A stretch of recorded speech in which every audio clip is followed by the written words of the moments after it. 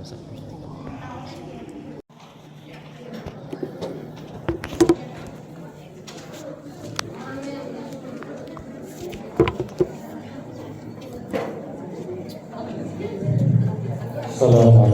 warahmatullahi wabarakatuh. Alhamdulillah alladzi ja'alana minal muslimin wal mu'minin wal muhsinin. A'udzu billahi minasy syaithanir rajim. Bismillahirrahmanirrahim. Syahrul Ramadan alladzi unzila fihi al-Qur'an hudan lin-nasi wa bayyinatin minal huda wal furqan. Puji syukur kita panjatkan hanya kepada Allah yang Maha Ghafur. Salawat dan salam mudah-mudahan selalu tercurah kepada baginda Nabi besar Muhammad sallallahu alaihi wasallam. Yang saya hormati para pesepuh di Masjid Nur Al-Falah, para ustadz, para hujjaj, semoga senantiasa dirahmati oleh Allah Subhanahu wa taala. Tema kali ini adalah bahaya hedonisme dalam Islam. Ini tema yang bagus. Mungkin kalau ditambah fleksi yang bagus lagi tuh, lagi musim ya. Fleksi dan hedonisme dalam Islam. Hadirin jamaah yang berbahagia, seorang ulama yang bernama Hakim pernah bilang kepada anaknya, "Ya bunayya la tatanazal fi hayatika an thalathah." Kata beliau, "Anakku, dalam hidupmu tidak boleh lepas dari 3 hal. Yang pertama, antakula afdhalat ta'am. Yang pertama, kamu harus makan makanan terbaik. Yang kedua, wa antana ma fi afdhali firash.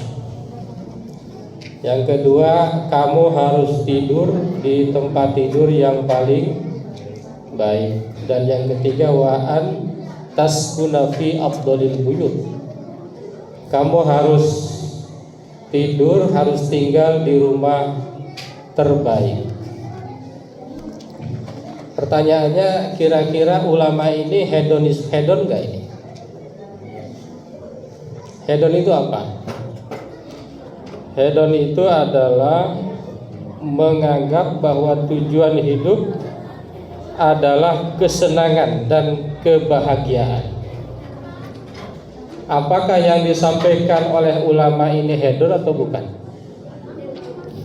Nyuruh anaknya kalau makan makanan termewah, kalau tidur tempat tidur termewah, kalau tinggal di rumah termewah. Hedon bukan? Hedon. Tapi kita baca lagi lanjutannya ya. Anaknya ini bingung. "Wahai ayahku, kenapa engkau nyuruh saya begitu berat? Padahal kita ini orang fakir." Tahu fakir? Fakir itu lebih rendah dari miskin. Itu ya. Fakir itu miskin pun enggak, gitu ya. Kok nyuruhnya macam-macam, kata anaknya. Lalu Hakim menjawab, yang dimaksud dengan makan makanan terbaik adalah makan tatkala lapar. Jadi bukan makan di restoran yang mewah itu ya, di kapal pesiar terhebat, bukan, kata Hakim. Yang dimaksud dengan makanan termewah itu makan ketika lapar. Nah, ini orang yang berpuasa ini adalah orang yang merasakan makanan ternikmat. Itu. Mungkin Bapak Ibu pernah makan di hotel bintang 5, itu kalah sama nikmatnya orang yang berbuka puasa. Itu yakin. Seyakin-yakinnya bahwa nikmat terhebat itu adalah makan terhebat itu makan orang yang berbuka puasa. Yang kedua, yang dimaksud dengan tidur di tempat tidur termewah adalah kamu tidur dalam keadaan capek, dalam keadaan bekerja, dalam keadaan bergerak, bukan diam, bukan santai-santai leha-leha, maka tidurmu akan menjadi tidur lebih nikmat dibanding dengan tempat tidur termewah sekalipun. Maka kita sering mendengar kalau ada orang kaya susah tidur, padahal kasurnya empuk, betul nggak? Tapi ada kuli bangunan di bawah kardus, di bawahnya hanya kardus sampai ngorok. Sering lihat ya? Nah, itu yang dimaksud tempat tidur terbaik. Yang ketiga, yang dimaksud dengan rumah termewah adalah bukan rumah yang ada di sono ya, yang harganya bikin merem ya. Hanya yang harganya misalnya 45M segala macam ya. Bukan di situ. Tetapi tempat tinggal termewah adalah tempat tinggal yang kamu dengan tetangga kamu itu dalam keadaan baik. Lingkungannya bagus, masjidnya bagus. Nah, di situ ada jumatan, di situ ada kegiatan-kegiatan yang baik. Itulah tempat tinggal terbaik. Jamaah yang berbahagia. Jadi kalau gitu hedon itu bagus apa enggak? Hedon itu adalah mencari kebahagiaan dan kenikmatan, itu bagus enggak? Bagus ya. Bagus kan? Hedon itu bagus. Cuma kita mencari kenikmatan dan kebahagiaan itu jangan yang fata morgana. Itu kalau menurut agama begitu. Orang kita di dunia ini tugasnya adalah mencari kebahagiaan, tugasnya mencari kesenangan. Maka istilah hedonisme dalam bahasa Arab itu madhabul ladzah, madhab kelezatan, madhab mencari kelezatan. Madhabul mut'ah, sering dengar nikah mut'ah, nikah mencari kenikmatan. Nikahul mut'ah, madhabul mut'ah atau hedon itu bagus gitu ya. Tapi caranya harus sesuai dengan ajaran agama. Bukan hedonisme yang dirujuk oleh para ahli filsafat, di mana kebahagiaan itu adalah kebahagiaan materi. Kebahagiaan materi itu ada berapa yang kita kenal? Harta, tahta, wanita. Harta, tahta, Mona Lisa. Nah, ada yang Mona Lisa. Nah, itu udah dicontohkan. Kalau harta Korun, ya, dulu Korun ya. Kalau tahta misalnya siapa? Om Fir'aun dari Mesir. Kalau wanita siapa? Qabil. Gitu ya. Jadi kalau kita mencari kebahagiaan, mencari harta, tahta, wanita, atau perempuan itu laki-laki. Tadi Pak Ustadz baca doa itu kalau tawa istrinya bisa marah tuh. Wa min hurin ini mutazawwijin, maksudnya apa itu? Ya Allah, saya nikahkan dengan bidadari. Pak, kalau istrinya paham marah itu. Wa min hurin ini mutazawwijin, wa min sundusin wa isobrokin mutalabbisin, gitu ya. Jadi untung bahasa Arab banyak yang paham ya. Sehingga orang Arab ngomong disangka doa kan. Suka ada di WA ya. Itu. Ya. Jadi kita boleh mencari harta, boleh jadi orang kaya nih. Di Villa Dago kan ini rata-rata menengah ke atas ya. Rumah termurahnya aja udah mahal itu ya. Boleh kita mencari tahta, menjadi apa? DPR, menjadi presiden boleh. Boleh mencari pasangan terbaik, tetapi jangan lupa tuntunan-tuntunan yang ada dalam agama Islam. Jangan sampai kenikmatannya fata morgana. Karena kenikmatan dunia itu sebentar. Misalnya Pak Haji dulu waktu pengantin baru nikmat nggak? Nikmat. Tapi nikmatnya sebentar kan? Ya nikmatnya sebentar. Kalau nginep di hotel nikmat nggak? Pas bayar kan nggak enak. Wah kok mahal ya gitu. Jadi nikmat dunia itu nggak lama. Nikmat makan misalnya, nikmat di mulut nikmat. Kalau udah sampai kerongkongan, biasa aja kan. Antara makan sate dengan makan garam ya sama aja. Kalau udah di perut sama aja. Jadi cari kenikmatan itu boleh, asalkan sesuai dengan ketentuan Allah Subhanahu wa Ta'ala. Orang-orang kaya dalam Islam itu banyak. Misalnya Nabi Muhammad SAW, ada yang berani bilang miskin nggak? Muhammad itu orang kaya.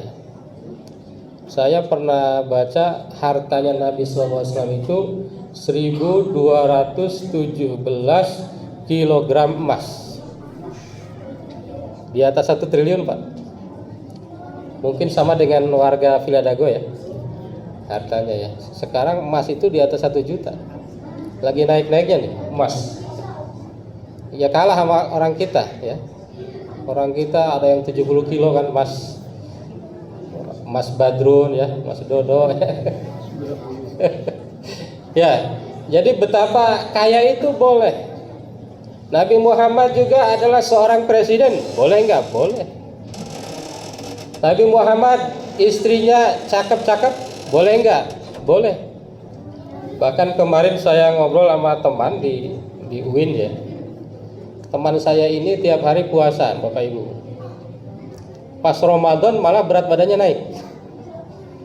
Karena tiap hari puasa, bukanya nggak teratur, sahurnya nggak teratur. Ramadan bukanya teratur, sahurnya teratur, malah badannya naik. Beliau cerita tentang harta. Saya bilang, apakah seorang sufi itu boleh hartanya banyak? Kata beliau boleh. Apa contohnya? Itu Habib Lutfi katanya hartanya banyak. Itu orang kaya, Pak. Habib Lutfi orang kaya. Mbah Asrori katanya mobil terrendahnya aja Alphard. Jadi bolehkah kita itu mencari kenikmatan? Boleh. Asalkan sesuai dengan ketentuan Allah Subhanahu wa Ta'ala. Mungkin yang nggak boleh flexing ya. Flexing itu nggak boleh. Khawatir tuh istrinya jangan suka pamer ya. Kalaupun duitnya banyak jangan pamer. Apalagi pejabat negara, waduh repot tuh. Ya. Udah banyak suka pamer-pamer kan. Flexing itu nggak boleh. Tapi kalau hedon dalam arti mencari kenikmatan dunia untuk akhirat itu nggak apa-apa. Maka guru saya almarhum Profesor Wito ketika menerjemahkan Rabbana Atina fid dunya hasanah wa fil akhirati hasanah wa qina adzabannar. Terjemahannya apa coba? Kalau terjemahan umum kan ya Allah berikanlah aku kebaikan di dunia dan kebaikan. Kata beliau wa di situ bukan dan. Artinya supaya. Ya Allah berikanlah aku kebaikan dunia supaya aku mendapatkan kebaikan di. Ya iyalah kan logis. Bisa berhaji kalau punya harta kan? Betul nggak? Bisa berdakwah dengan hebat kalau punya jabatan. Dulu ada namanya Ibu Risma menutup gang apa itu? Nah, cukup dengan tanda tangan kan? Dengan tanda tangan beliau. Tapi kalau Ustadz ceramah berapi-api tutup nggak? Enggak cukup. Jadi hedonis dalam arti kemewahan dunia, dalam arti untuk kepentingan akhirat itu dibenarkan di dalam Islam. Bahkan dalam Islam itu harus seimbang dunia dan akhirat. Dunia saja akhirat tidak, nggak boleh. Akhirat aja dunia enggak boleh. Tetapi harus seimbang antara kehidupan dunia dan kehidupan akhirat. Seperti Nabi tadi ya. Kalau manusia terkaya siapa Bapak Ibu? Kalau manusia terkaya itu umat Islam juga. Mas Sulaiman berapa hartanya? 20 T ya, sekitar 20.000 T. Jadi kalah tuh Mas Elon Elon Mas sama Mas Elon. Nah, kalah tuh Mas Elon ya. Jadi gitu ya. Jadi hedonisme dalam arti kita gitu ya, itu dibolehkan asalkan semata-mata untuk mencari kebahagiaan akhirat, bukan hanya untuk kebahagiaan dunia. Itu saja yang bisa disampaikan. Mudah-mudahan kita semua bisa melaksanakan ibadah Ramadan ini sehingga kita mampu mencapai tadi hedonisme dunia dan akhirat. Amin ya Allah ya Rabbal alamin. Terima kasih. Wassalamualaikum warahmatullahi wabarakatuh. Oh, ada kuis. Masya Allah. Yang bisa jawab dapat hadiah ini ya. Oh, laki-laki satu laki-laki dulu ya. Laki-laki dulu. Siapa manusia paling kaya di dunia? Yang kuning. Yang kuning. Orang mana? Sulaiman mana? Ini Nabi Sulaiman. Ada yang bilang asli Sulaiman, tapi itu diragukan ya. Sulaiman itu katanya orang Sulaiman. Oke, terima kasih ya. Yang kedua,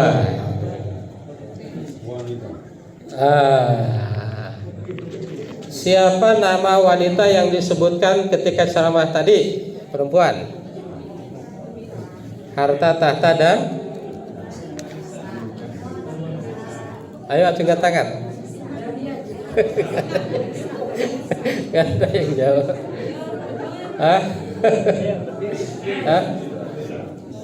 Masa laki-laki lagi nggak boleh? Harus perempuan aja. Ayo berdiri. Siapa itu? Ya, maju sini, maju.